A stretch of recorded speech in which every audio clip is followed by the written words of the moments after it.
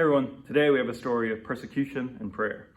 About that time, King Herod began to persecute some who belonged to the church. He had James, John's brother, killed with a sword. And when he saw this pleased the Jews, he arrested Peter as well. And suddenly an angel from the Lord appeared, and a light shone in the prison cell. After nudging Peter on the side to awaken him, the angel raised him up and said, "Quick, get up!"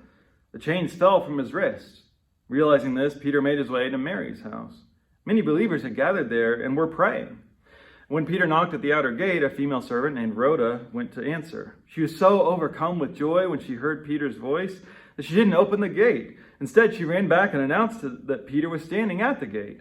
"You've lost your mind," they responded. She stuck by her story with such determination that they began to say, "Well, it must be his angel." Meanwhile, Peter remained outside, knocking at the gate. They finally opened the gate and saw him there, and they were astounded. That story is kind of funny, right? Peter is arrested, the people pray that he be released. He does get miraculously released from prison, and then they don't believe it when it happens. We didn't read this part, but Peter doesn't even seem to understand what's going on as the angel is leading him out of the jail. And the servant, she's so excited that Peter's there that she doesn't even open the door for him. And their response, they think, well, it must just be his ghost or something. That's probably what they mean by seeing his angel. So, do we expect that our prayers might actually be answered? It's probably good to not be too expectant, right? God has to do this because I asked for it. But should we be as astounded and as unbelieving as these people seem to be? I mean, a pleasant surprise is good, but is there more going on here? Despite there being comedic elements to this story is also a tragedy.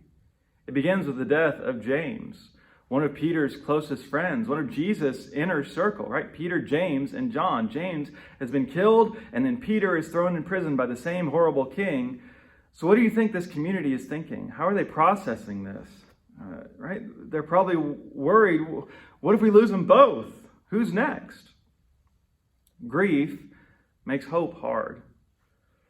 So maybe we should hold off on judging these early disciples.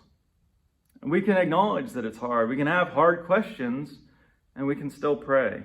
Right? Even through this, well, God, why didn't you save James like you did Peter? Those questions actually are maybe what prayer is sometimes. Prayer ultimately is an act of hope. And though sometimes it is really hard, hope is not impossible.